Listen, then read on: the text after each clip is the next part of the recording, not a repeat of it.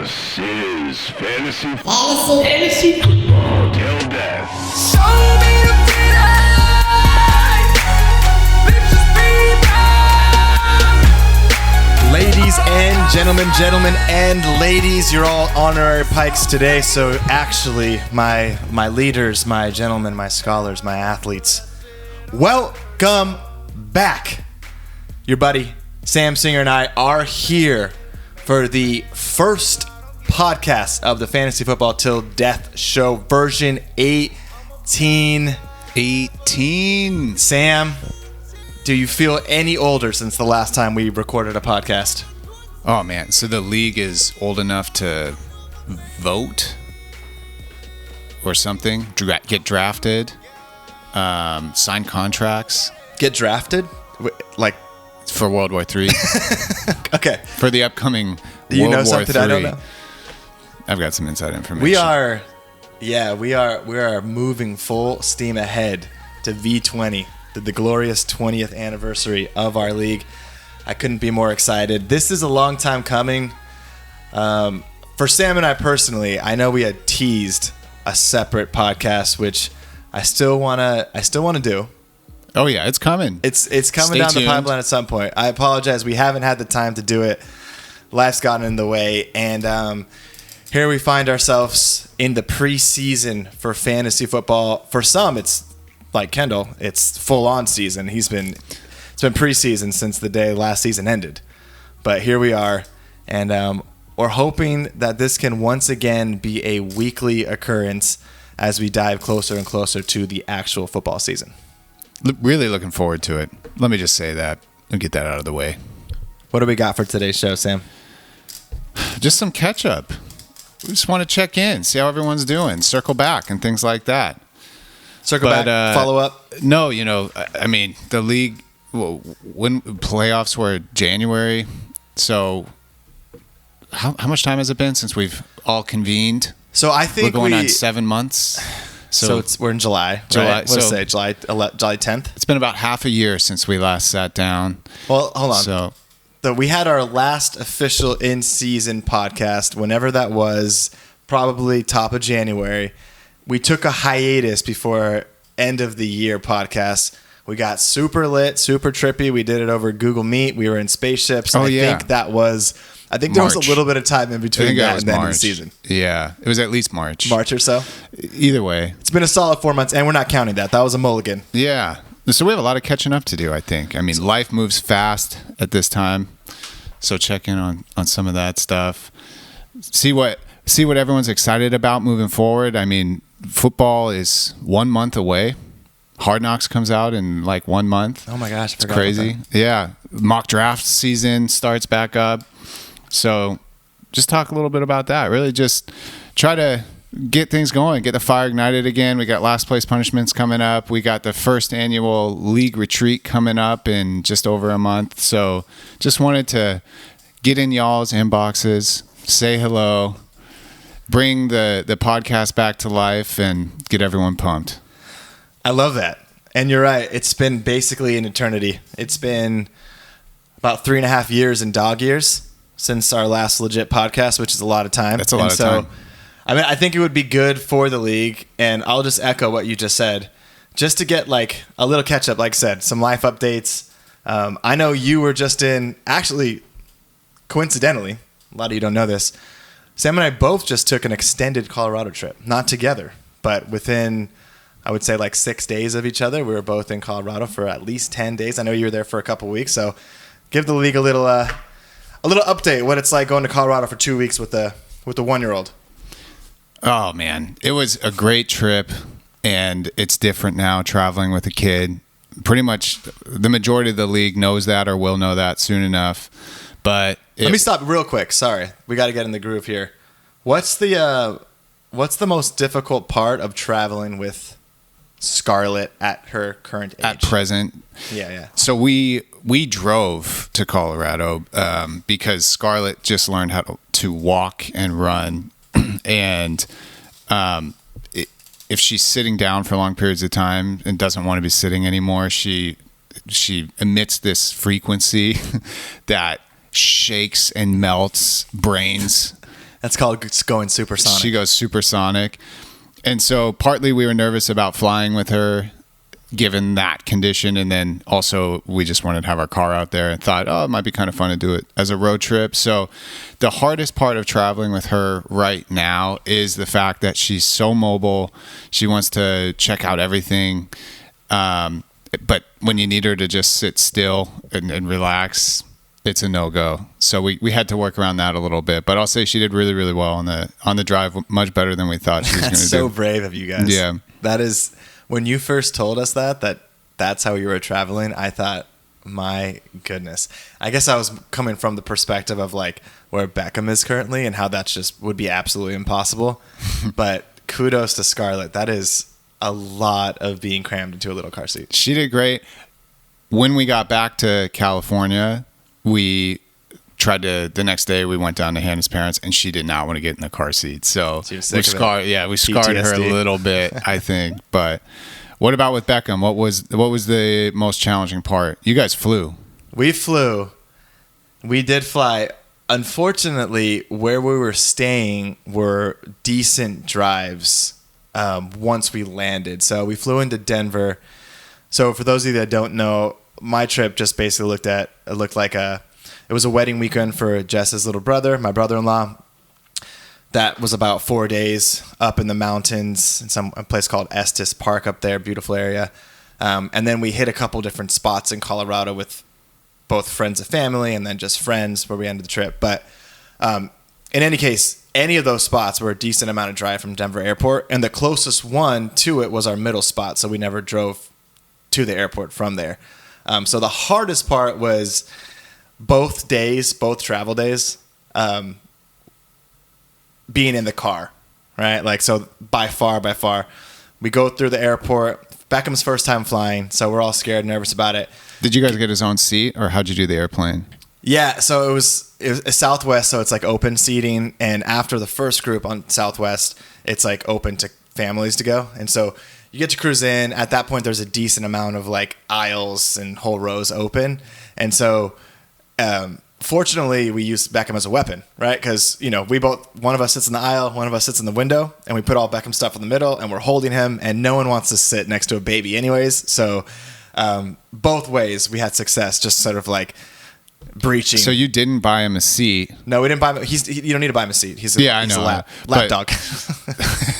Didn't buy him a seat. We Some just people commandeered. travel, they'll buy the seat anyways and then bring the car seat on the plane, but that's not what you guys did. No, we just checked the car Okay. seat at the gate, and we just had a big, dirty pile of baby paraphernalia in the middle seat, and like no one even looked at us. It was just like a no-brainer that if they were going to have to sit in a middle seat, they would go to a different middle seat that didn't have a baby right next to them. So it was super chill that way. He was really great in the air, but when we landed, at least for our first flight, our first leg of the trip, we had about a 2.5 hour drive up into the mountains. And so he did good on the flight, but he was pretty much done with being like in a confined space. So that drive was really, really fun. Did you have family meet you with a car seat? Did you rent a car?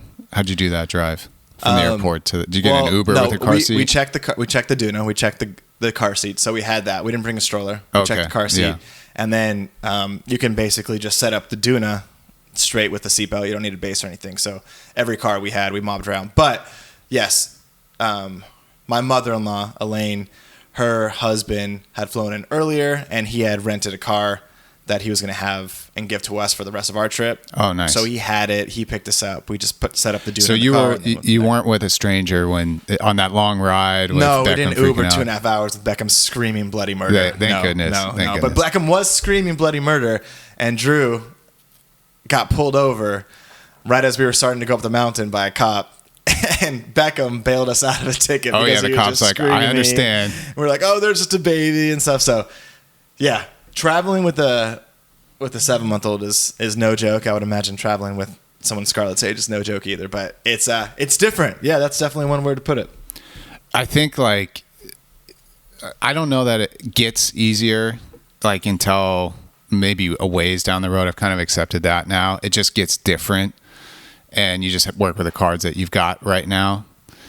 So I I think when we can communicate with Scarlett and we can try to explain to her the situation, we're gonna be on a plane for a while. You just gotta chill. Like, I know you want to get out, but you can't. I don't know that it will actually be easier. She's still gonna throw her temper tantrums, and it's great now that she can walk and entertain herself. But we spend so much more time pulling stuff out of her mouth and telling her to get away from that, and put that dangerous thing down. So.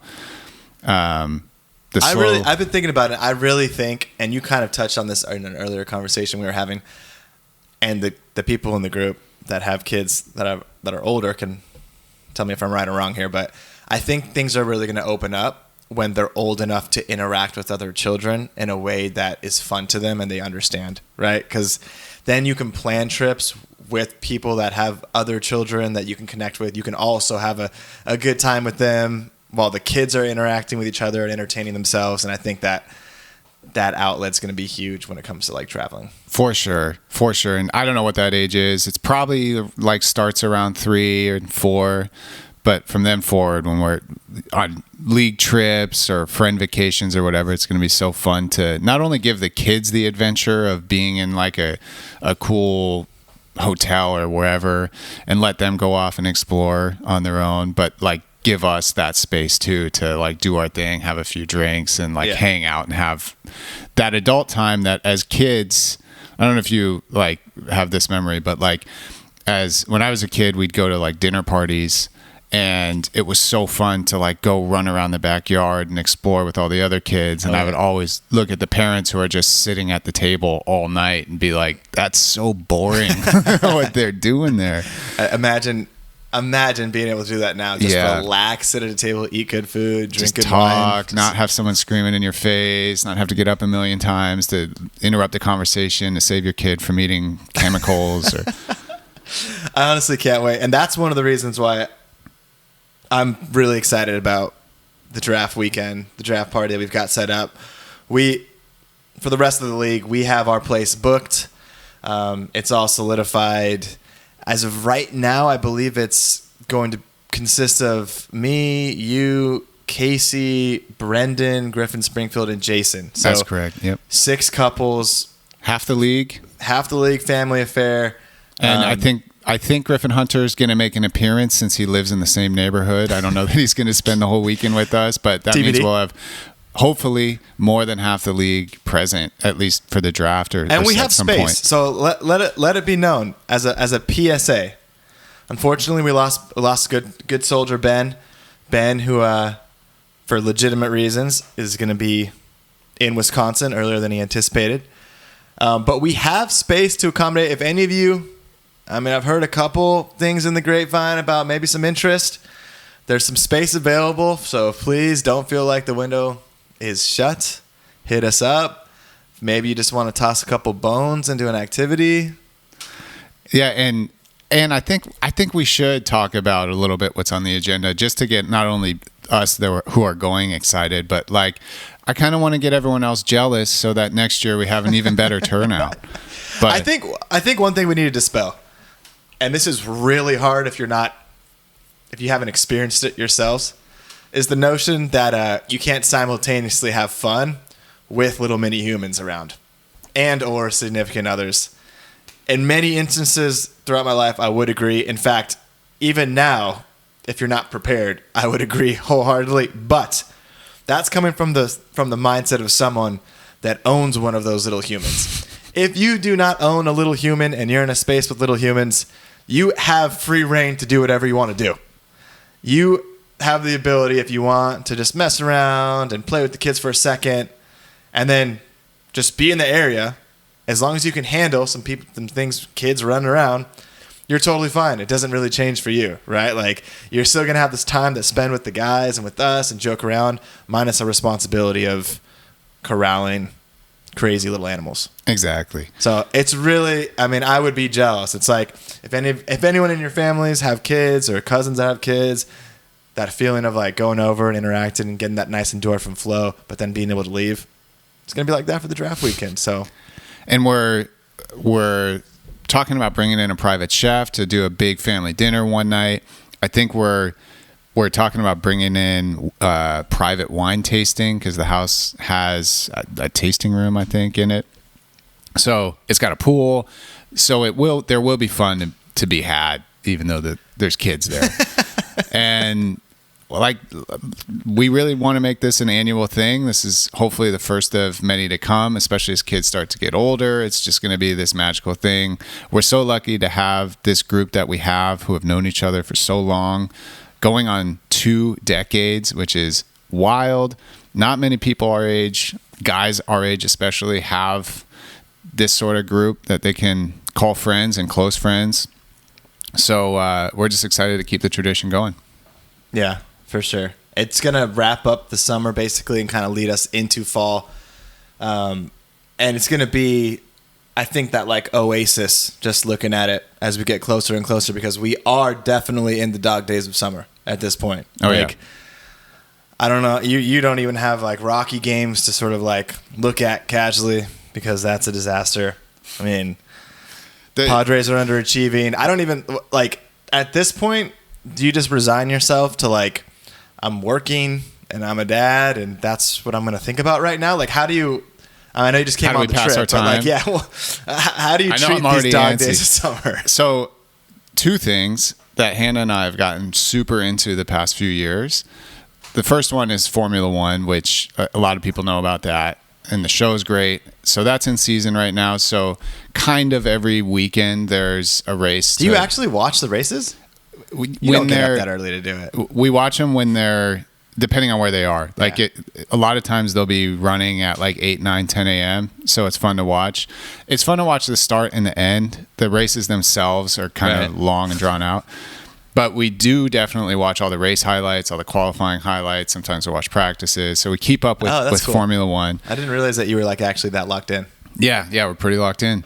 Red Bull just fired Christian Horner yesterday. Really? Yeah, he's gone.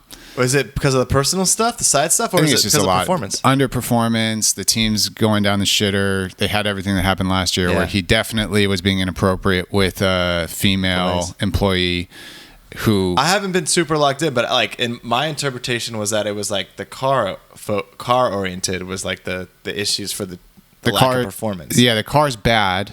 And now we're going super inside baseball on this, but I know there's some Formula One people that in our league. But the car's bad because they got rid of their technical director, who was like the engineer mastermind behind the car. He was in charge of that decision? That guy left for a more lucrative contract to go to Aston Martin. I believe. He just had a really short leash because of everything else going on. I think so. Circus stuff He's been there for 20 years. Yeah. I looked at the grid, and outside of Toto Wolff, there's no team principal who's longer tenured than the year 2022 or something like that. So he's Anyways, I still feel like that was a short leash based on the recent run of success. Especially look at Toto. Like the last multiple seasons have been bad for Mercedes, and yet they kept him. Then again, obviously they had a longer run of success before that. But Toto's just a stud, and Christian Horner's just slime ball. A slime ball. Yeah. But anyways, the other thing that we're super into right now that probably no one else in the league is into Love Island? The Tour de France, which is for the next 3 weeks. It just started a couple days ago. You would like the Tour de France. We got super into the show on Netflix. So when you say weird, Hannah's locked in with you as well? Yeah. We watch every morning. We watch the stage. Don't you wish Hannah could like the NFL? Like she likes the Tour de France? I tried so hard. You got to get her watch quarterback. That's next on our list. I will. She told me, and it's fair. She told me the other day that our compromise come fantasy season is I need to delete social media completely off my phone if I'm going to spend time focus on the Yahoo app. Yeah, which I said that's totally fair, and I actually already did. So let's go. Yeah. What about you? How are you passing the time? There's not a lot, honestly. There's not a lot. Well, you're gardening. That's part of normal life. I enjoy my garden. It's only going to continue to grow. It's thriving. Yeah, it's springing up. If only you guys could see what I'm looking at here. There's some tall cosmos, some beautiful dahlias. Got some great orange nasturtiums. But no, dude, honestly, and the people in the league that feel the same way or are in the same situation, like, dude, there's just not a lot of free time. Like, it's wild on a work day what the schedule looks like. Like personally, I'm waking up. I'm trying to go to the gym early before Beckham wakes up. So wow. that's always the goal, so that I'm not leaving Jess alone with him. Like, In the you morning, try to keep yeah. things fair, right?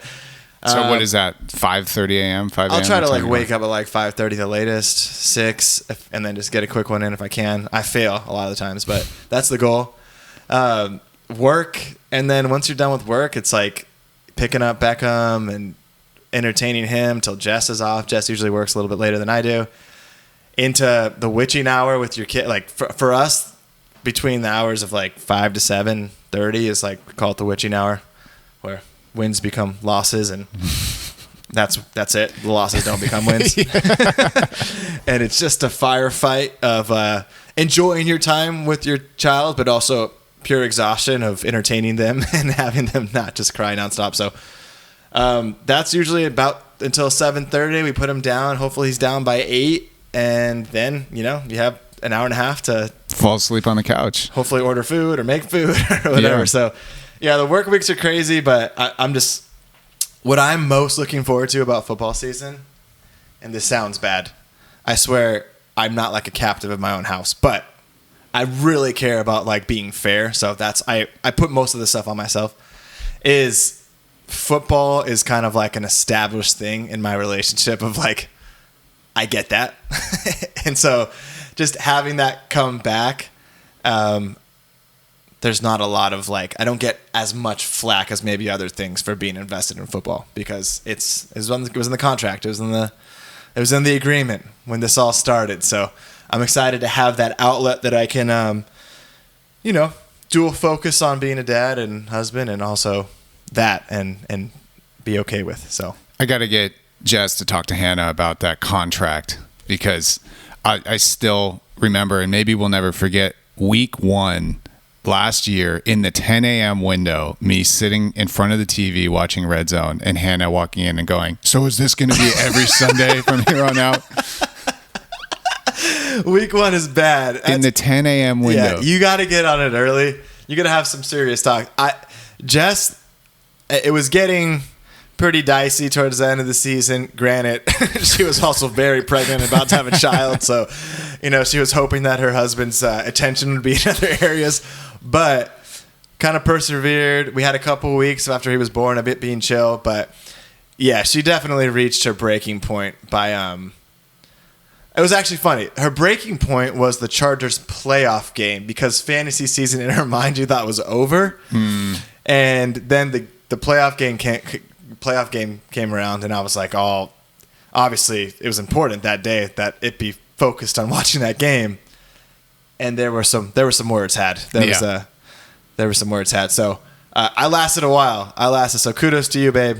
If you're listening to this, maybe I won't share this one with you, but I love you. I appreciate the grace that you show during this season. We all know it's tough. Hence, we're making efforts as a group here. The draft weekend, we want it to be fun. We want to treat you guys. We want it to be a good time. So, yeah, I would advise everyone that has a significant other, jump on it early, get ahead of it, have those conversations, figure it out, because the less friction during the season as it goes on, the better. I know Springfield, talk about contracts.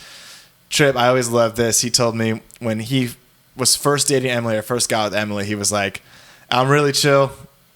I'm good with everything. The only thing that I require is football during football season and the ability to work out. He's like, everything else, you can lead the charge, but those are my 2 non-negotiables. So on paper it sounds great until the wife realizes that football during football season is like this 4-month, 24-hour day commitment. It's only 2 things, but it's half your life. Yeah. Well, hey, you got to make us happy too, right? C'est la vie. Amazing. But yeah, it's right around the corner. And honestly, from my perspective, and everyone's different, everyone approaches this differently, because of how much I invest during the season and how much of a toll it takes on me, I feel like every year it's taken me longer and longer to get reinvested. Not because I've lost interest, but just because things on the home front of just like, caution's a better form of valor in that way. And then B, it just seems like the end of the year disappointment gets heavier and heavier, right? Like, Yeah. I haven't, and I'm going to ask you this. As far as the fantasy itch is concerned, like for you specifically, at what point do you start getting it? Like on average, and like how does it start? Like how do you start dipping your toes in? Walk me through that whole process, and then I'll tell you kind of like my approach to it. And do you have it now? I'm in the same boat as you. I think like I'm super excited for fantasy season because it means more of our group communicating and reasons to all hang out and watch games and everything like that. But I'm not thinking about actual fantasy yet for exactly the same reason you're talking about. Like the older we get, the more precious time gets, and like I spend so much time on fantasy, and statistically speaking, more years than not, it ends in severe disappointment, right? 2 of the last 17 seasons have ended feeling really great, and winning the championship's awesome, and it carries through the whole rest of the year. It really does. It's a different shade anytime football comes up. So yeah, keeping that in mind, I try to like push it off as long as possible. That being said, I think as the calendar turns to August, Hard Knocks starts coming out, like whatever, fall starts to get on the air, and then I start thinking about maybe running a couple mock drafts. Especially this year, there's a lot of people who've moved around, different teams looking different. So maybe like 2 weeks before draft time, if I can push it out that far, that's what I would try to do. 2 weeks before draft time. That's pretty far out. But you have to understand, that's when I started last year. I started running mock drafts like middle of August when we went to Hawaii. But like from that point forward, Are you still doing the mock? So you have other leagues, I'm assuming, that are snake draft, like, yeah. Or do you do the auction drafts? It's so weird.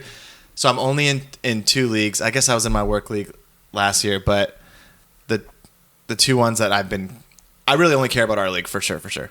There's a Boise one that I'm in that I've been in now for like 7 years, that it's like, you know, I'm committed to doing it with those guys, but it's a fraction of the headspace and how much I care about it.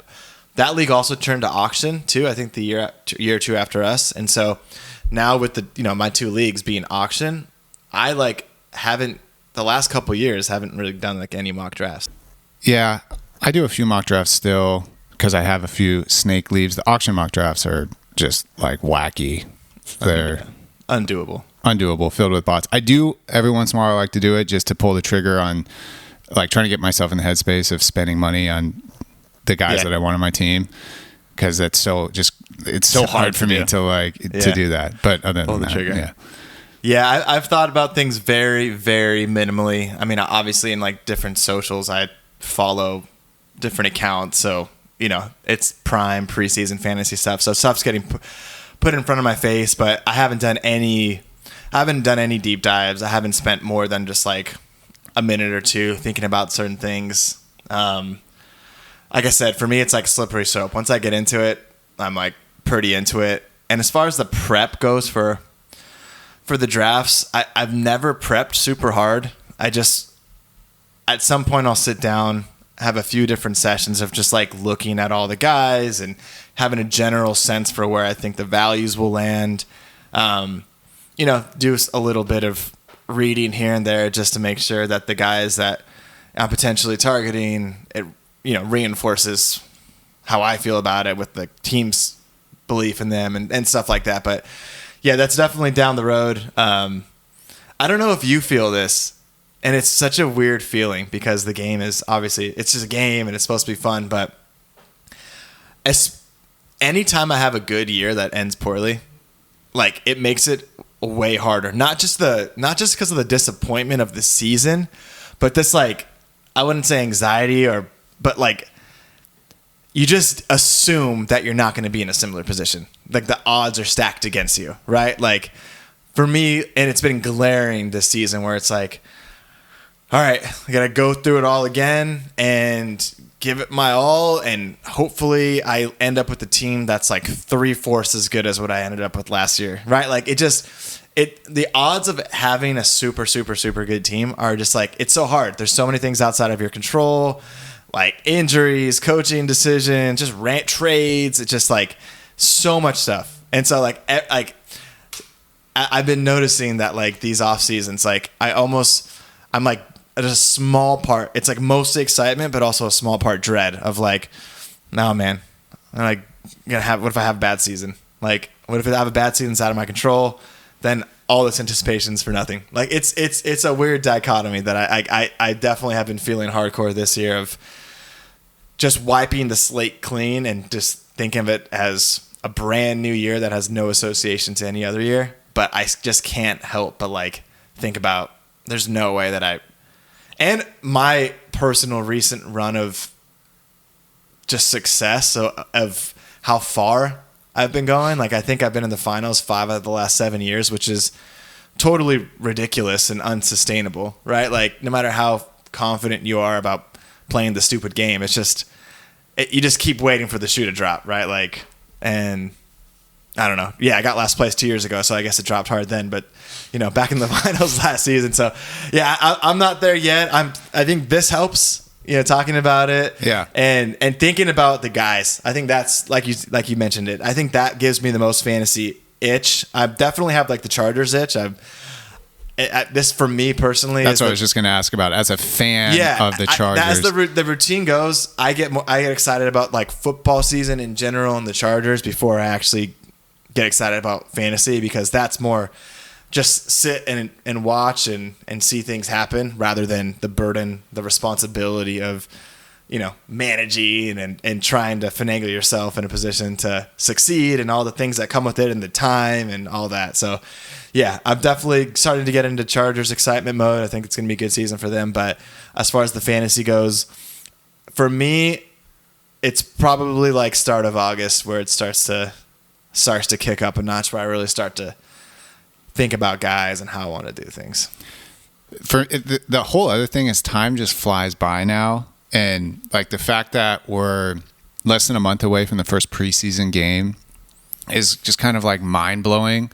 Yeah. So especially in California, where like when the fall on the calendar hits, it's sort of like still 100 degrees here. We don't have changing leaves. It's just always wild to be like, it's time to start season? Gearing back up. Yeah. It's tough. Yeah, you feel really out of touch. But then you get really excited. Like I'm super excited for like, Sunday football days, going whether it's like going to a bar or like a pool party, watching the game, whatever. What? Let me quantify that. Wait, what? Hannah's parents have a pool in their backyard okay. with a TV. So I was thinking it. like, oh, it's fun. It'd be watching football. That's what I mean by pool party these days. I was gonna ask, are you divorced? Because you have a public separation or private one that's taking place. I use the term Bars and pool party parties? very liberally. No, I was thinking about that the other day. Like I was excited for that vibe, especially because it's like, I can watch football at Hannah's parents all day long because Scarlett's going to be hanging with grandparents. We're going to be in the pool. That's actually a really good point. Everyone's going to have things to do. Make sure to invite us. Well, you guys are invited for sure. Yeah, 100%. We need to somehow link up, and I don't know. Just my initial meetings, I'm not sure if there'd be like a friendship synergy between Hannah's parents and Jess's. But it would be really cool if they somehow did, because they're 5 minutes apart. Yeah, it'd be we could perfect. invite Elaine over, and she could watch Beckham too while we do it. But Hannah's parents are awesome. But I think it just takes a while to, like, how do I say this? What if they ever hear this podcast? They're like not the like social butterflies, if that makes sense. So yeah, I mean, we're gonna cut this part out of the podcast. Cut. But fantasy itch.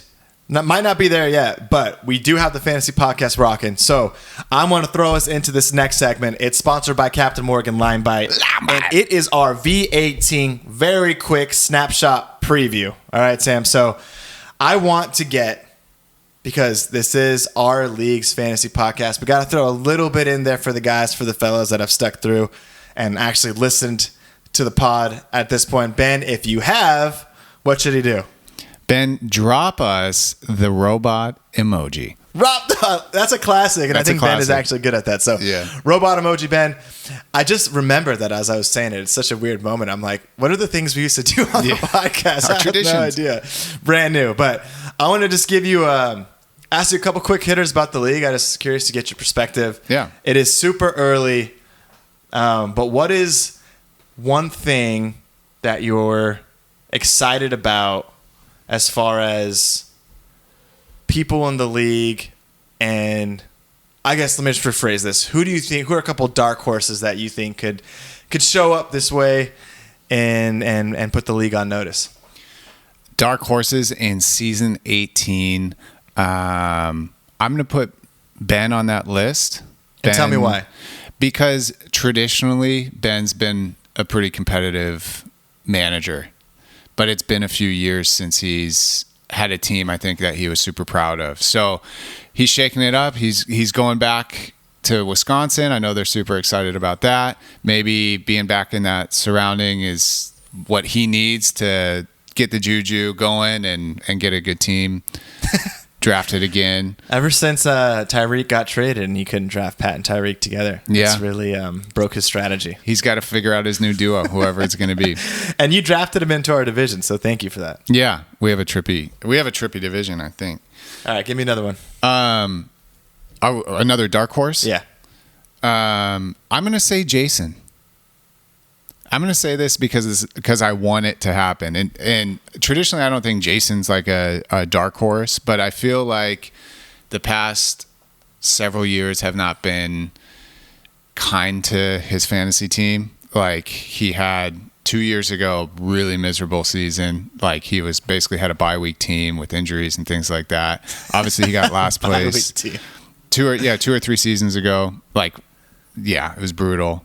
I think that was last season. Well, last season he also had a bye week team. No, when you're saying he had a lot of injuries a few years ago. The year that he had Izzy. Remember, he was just like, yeah. Anyways, I'm not saying this to shit on you, Jason. It's just that I think like you're maybe in dark horse territory now because you've set a precedent over the past few years, and you know you're traditionally a competitive fantasy football player, and I think you've got an opportunity this year to climb out of the hole and get out of get off the suicide watch list. That's right. Yeah. The suicide watch list. I think Suicide watch list. Is that what we called it? Drop a comment in the comments if you remember used to call it. Yeah. Something Okay. like that. I like that. I like that. So as we're going into version 18, what are you hoping to see from the league as a whole? Like, I know that's kind of a broad question, and I think we're all looking to improve every year. What's the number one thing that you just kind of want to see, whether it's maintained from last season or build on from previous seasons? What do you want to see from the league this year? Well, I do have to shout out the league as a whole, on average, every year gets more and more competitive. We've talked about this a lot. There's no jokes in the league anymore. There's no like guaranteed wins in the league anymore, and so that's really great, and I expect that to continue moving forward this year. I think that we're going to have a really awesome draft weekend with hopefully more than half the league, which is just going to set the bar, I think, for the rest of the season, and hopefully continue to foster the sort of brotherhood that we have. You know, it's a fantasy football league, but we've all known each other for a super long time. Love that.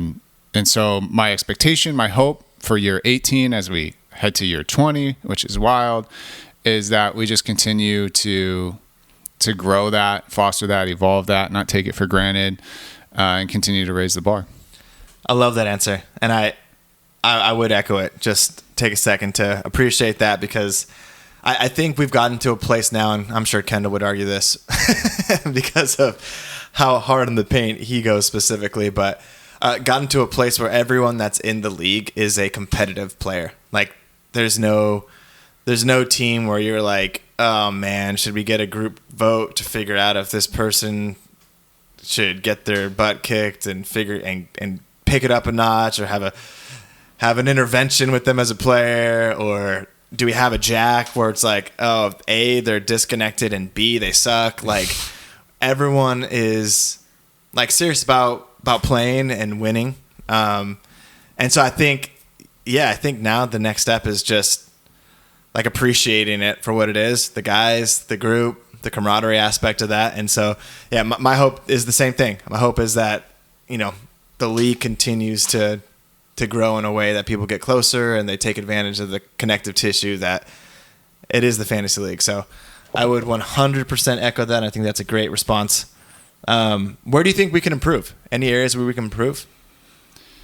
Settings, format, league across the I board. think Do you we're gonna- like where we're sitting right now? I think well,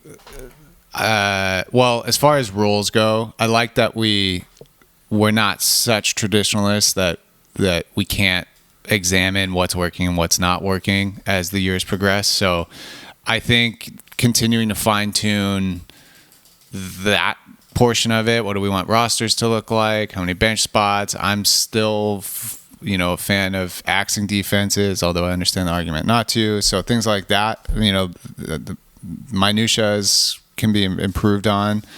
How else can we improve? What do you think? Oh man, well, people can be more receptive to my trade offers at all times. Maybe we have just sort of a league-wide thing where if Thomas sends you something, you look at it with rose-colored glasses. Always, I know Griffin Hunter would say that's already how it is. You guys can check with me before you bid, and always bid $1 less. Oh, that's a good one. I think that's probably one that can go into effect immediately. Yeah, pretty much. I just want to be able to go unchecked, unchallenged, and kill at will in the league. And That's so, a good one. however the league can formally accommodate that for this upcoming season, I would think that would be an improvement across the board. Okay. Yeah, well, we'll get on the horn. Kendall, send out a vote. I love it. I don't know. I don't want to really talk shop as much as we normally would. I think it's still too early to talk about, people you specifically want to draft or where you're looking at them. Do you want to do your way too early prediction of who wins the league and who gets last place?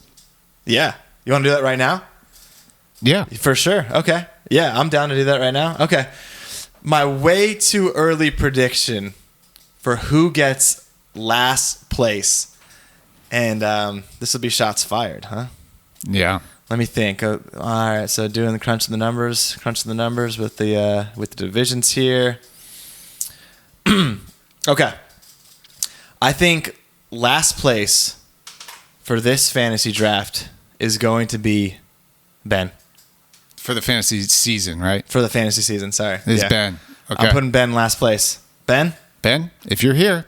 if you're here, drop a fist emoji. Give me something.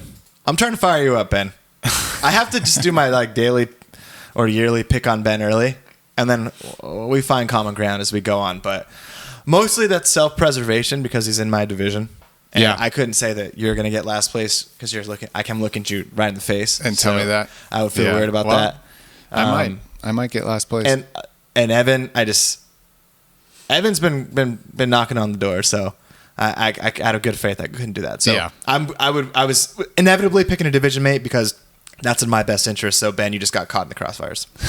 Sorry, Ben. First place, man, there's a big part of me that wants to say a name here that is gonna absolutely kill this guy. So I'm gonna do it. My predicted winner for version 18 of our fantasy football till death season is the year of the hunt, Griffin Hunter. He's taking it. He's taking it this year. Let's go, Hunter. And if not you, Griffin, me. Hunter, you heard it here first. It's Guaranteed. the year of the hunt. It's the official year of the hunt. Congrats, Griff. Let's Your time go. has come at Let's long go. last. All right. Ben, last place. Hunter, first place. Guaranteed. Up to you now. You can't leave me Who am hanging I like picking? that. Yeah, who am I going to pick? So I'll start with last place. And I don't... Why am I going to do this?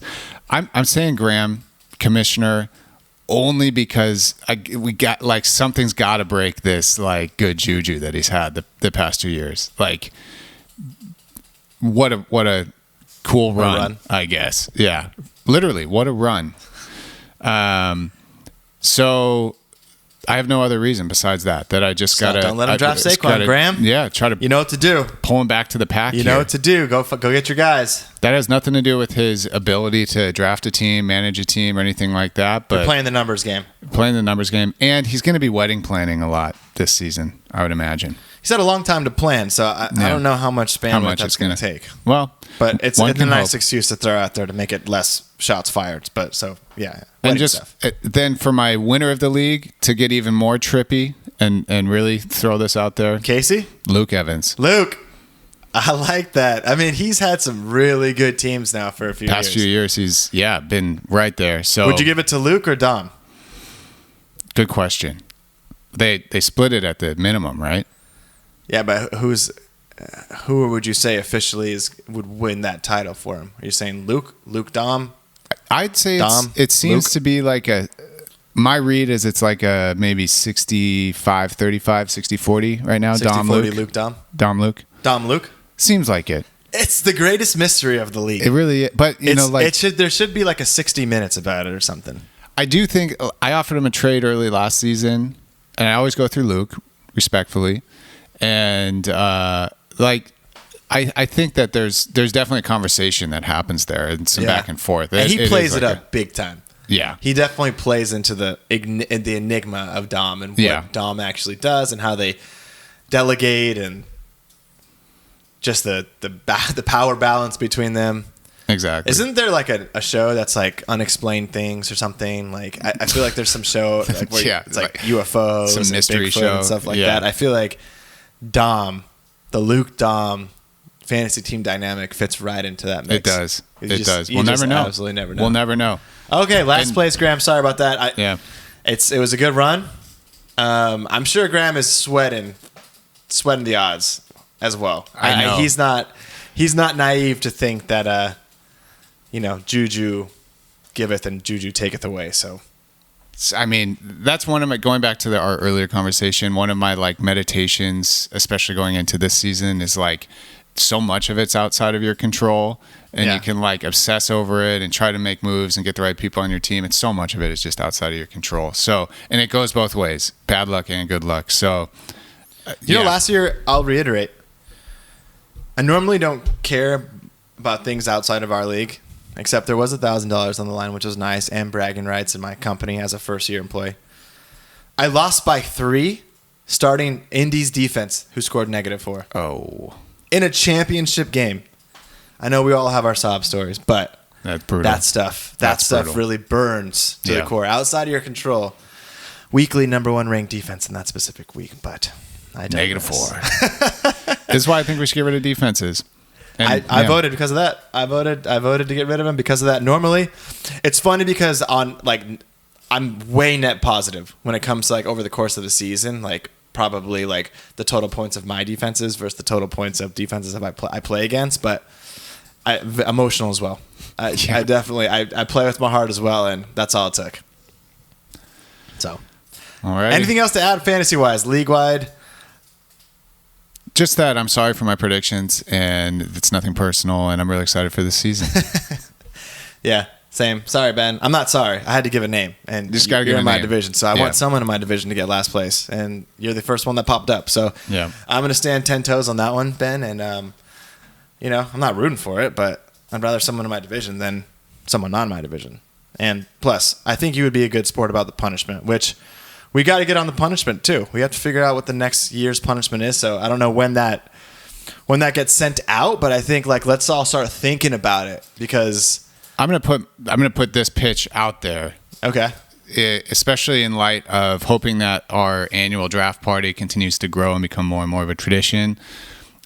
My vote would be to keep this last place punishment the same for now and integrate it into draft weekend because it's such a social thing. I love that there's like a pain element to it, a struggle element to it, but like the whole asking questions part of it, getting the whole league involved, it could just be a I thing. think that is rad. I do like the interview process. We could also have it be like a multi-pronged punishment where it's like you don't have to integrate the specific interview at the same time as the punishment.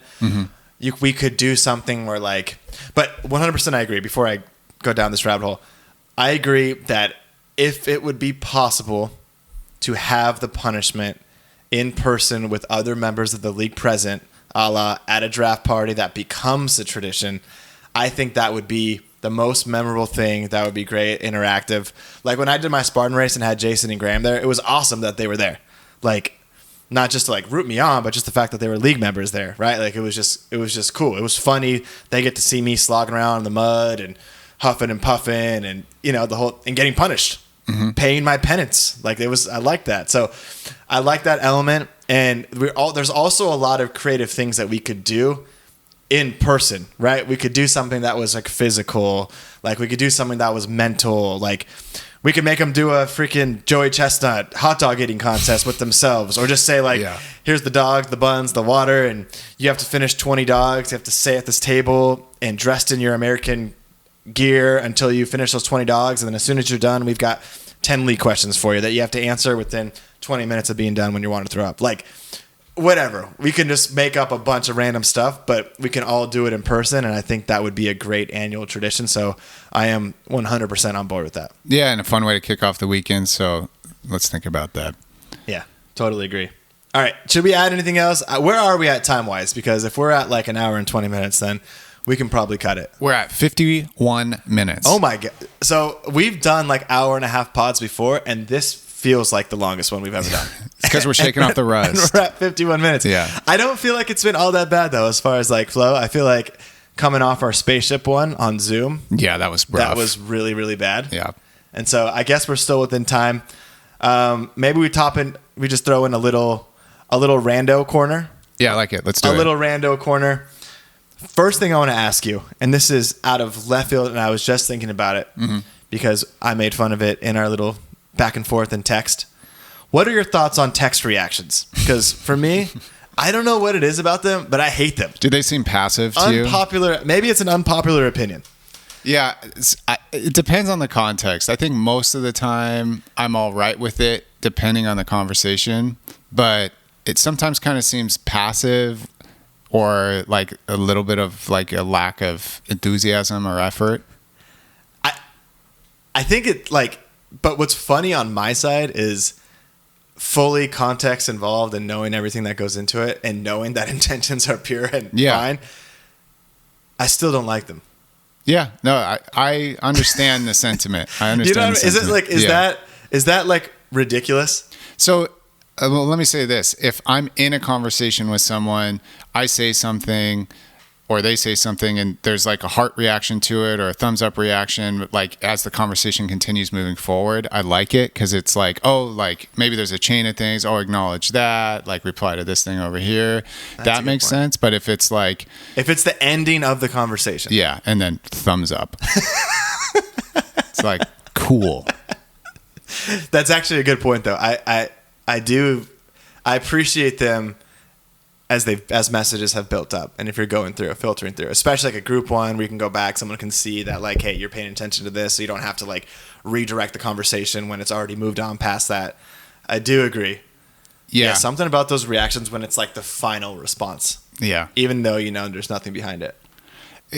That's another good point. In group chat settings, like the text, what do we call them? What are we calling them? The reactions? Reactions. Wow. I feel like I'm much more appropriate for exactly the reason you said. Like, I have a Colorado group, and someone said like, "Hey, we're going to be in town on this date. Would anyone like to hang out?" And it, you know, whatever, 4 thumbs up instead of like a whole chain that you have to like sift through or whatever. So that makes sense. All right.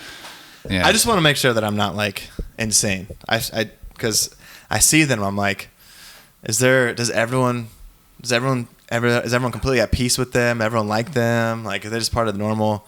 Texting is this like enigmatic world that we all exist in that everyone interprets differently. I mean, conversation is like that too. You just have so many other cues to go off of to try to get on the same page as people. Yeah. But like, I have a friend in Colorado who texts like so monotone, no exclamation points, like always like periods, perfect punctuation, and it always comes across like they're angry. Like, hey, like, when we were just there, hey, would love to see you when we're around, these days. Are you available? And sure, period. And then in person, they're totally fine. Yeah. And it's like, oh. Is that something where you do you bring that up to someone? Or does it depend on how often you text back and forth? Or you just, if you know someone, then you just let them text however they want to text? Because I feel like it's almost doing someone a favor to be like, hey, what goes into your texting? Because I wouldn't be the only one that's looking at these texts as in very dry or just lame or no personality or you being different than you are in person. I feel like, and it's all subjective, right? But I feel like most people on average would want to be received over text the same way as they're received in person or on the phone, right? Yeah, I would think so. With this particular friend, I just know that that's how he texts, so I never said anything. But especially if it's someone that you is an acquaintance or you don't know that well, for sure, not then. You can't say anything. But then you definitely interpret it as oh, they're not interested in hanging out. If you don't know someone and you're seeing that text, you're definitely gonna pose the question of what's going on. Yeah, but if you do know that person really well, do you say something or do you just let it go? It just depends on the person, I think. Yeah. I mean, I'm asking because I've never encountered a situation where I've said something like, hey, you're texting weird. Well, you don't want to make someone self-conscious about how they're texting either. Right. If it works for them and they've been doing it for years, can you imagine blowing up the world and being like, hey, just so you know, most people probably interpret you as cold and uninterested. Such an interesting thing. Anyways, that's a rabbit hole. Yeah. That is random. That's random corner. That's absolutely random corner. The last random corner I had for you, because I'm genuinely curious, and we've got Love Island ending here, is what are your trash TV recs right now? You got anything good? Well, we've been on or just any recs. Any recs? Well, Nathan Fielder's The Rehearsal season 2. I've been telling everyone to watch. It's so weird. It's so weird. League. Let Sam tell you in 30 seconds what this show is that he's recommending now. Go.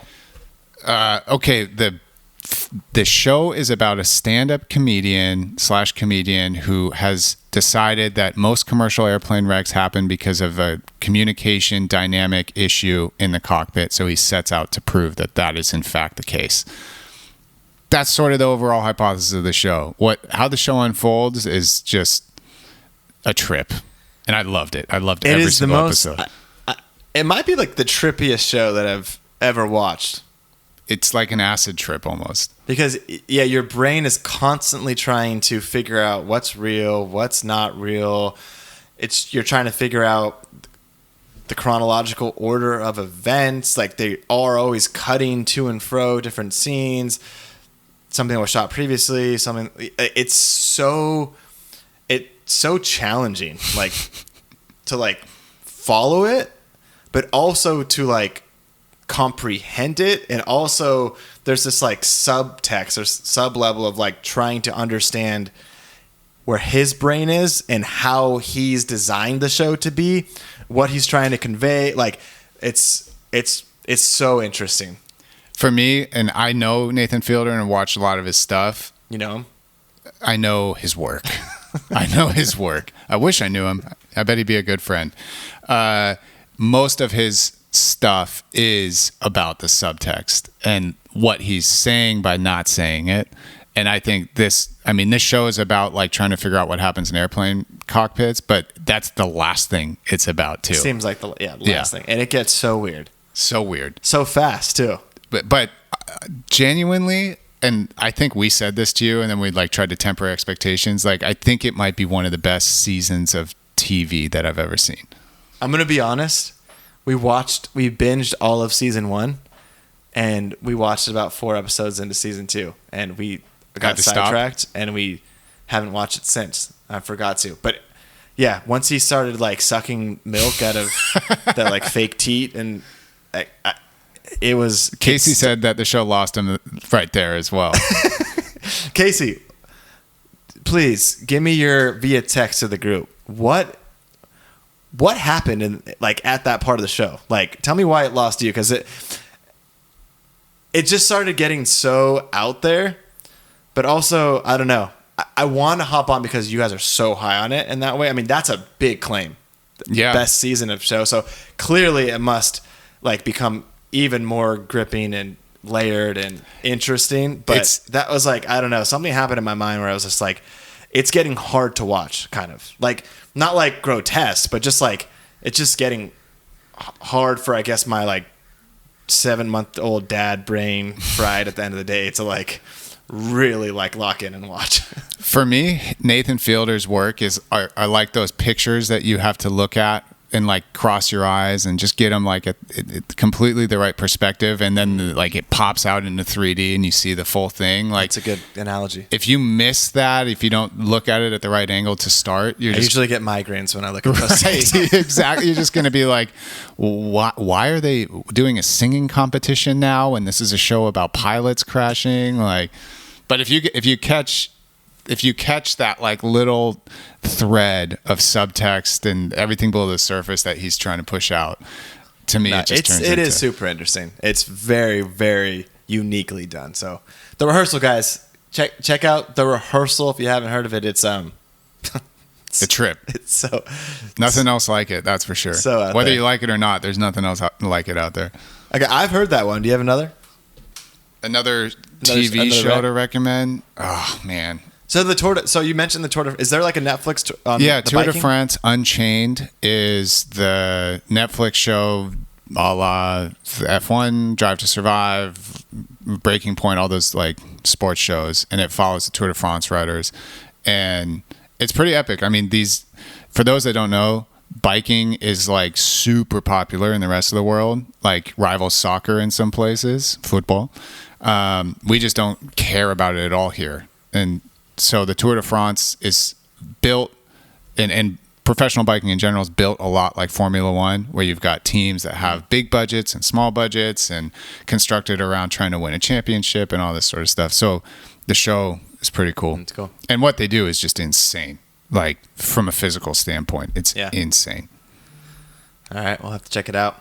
Last thing before we go, and I want to give this to the group. So kudos to you guys that stuck with us. I know, we're not talking about our favorite QB wide receiver stacks and our favorite sleepers and all that stuff.